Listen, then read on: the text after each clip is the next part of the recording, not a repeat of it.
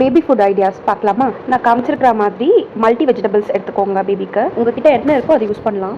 3 பல் பூண்டு அண்ட் கறி லீவ்ஸ் அவ்வளோதான். நான் வந்து குட்டி ஆழாக்கு இருக்கு இல்லையா, ரொம்ப சின்னது, அதில் வந்து ஒரு பாதி தான் எடுத்திருக்கேன் ரைஸு. வெஜிஸ் வந்து நான் நிறைய சேர்த்துட்டு ரைஸை கம்மி பண்ணிவிடுவேன் பாப்பாக்கு எப்போவுமே.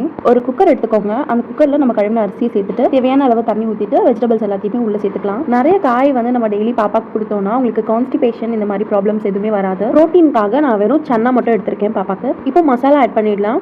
மஞ்சள் தூள், மிளகுத்தூள், ஜீரகத்தூள், பெருங்காயத்தூள், 2 ஸ்பூன் நெய் இதிலே சேர்த்துட்டேன் நான். சாதத்துக்கு தேவையான சால்ட் அரை உப்பா சேர்த்துக்கோங்க. பாப்பாக்கு நிறைய சால்ட் சேர்த்துக்கூடாது. எல்லாத்தையும் நல்லா கலந்து விட்டுட்டு குக்கரை க்ளோஸ் பண்ணி ஒரு 5-6 விசிலுக்கு நல்லா குழைவா வேக வச்சு எடுத்துக்கோங்க. ப்ரெஷர் ரிலீஸ் ஆனதும் இதை வந்து மேஷ் பண்ணி எடுத்துக்கலாம். நல்லா என்னோட பாப்பாக்கு 1 year 8 months தான் ஆகுது. அதனால நான் நல்லாவே கொஞ்சம் மேஷ் பண்ணி எடுத்துக்கிறேன். உங்க பாப்பாக்கு வந்து அவங்க எப்படி சாப்பிடுவாங்களோ அந்த பதத்துக்கு நீங்க மேஷ் பண்ணி எடுத்துக்கோங்க. சூடோட மேஷ் பண்ணாதான் நல்லா மேஷ் ஆகும். அதனால நான் இப்பவே மேஷ் பண்ணி வச்சிடுறேன். உங்க பேபி மிச்சம் வைக்காம எல்லா சாப்பாடையும் சாப்பிட்டு முடிக்கணுமா? இந்த மாதிரிலாம் செஞ்சு கொடுத்து பாருங்க. ரொம்ப அழகாக சாப்பிட்டு முடிச்சிருவாங்க. இந்த மாதிரி ஒரு குட்டி குக்கர் வாங்கி வச்சுக்கிட்டீங்களா உங்க பாப்பாக்கு லஞ்ச் செய்யறதுக்குலாம் ரொம்பவே ஹெல்ப்ஃபுல்லா இருக்கும். இந்த மாதிரி பேபி ஃபுட் ஐடியாஸ்க்கு என்னோட பேஜை ஃபாலோ பண்ணிக்கோங்க. தேங்க்ஸ் ஃபார் வாட்சிங்.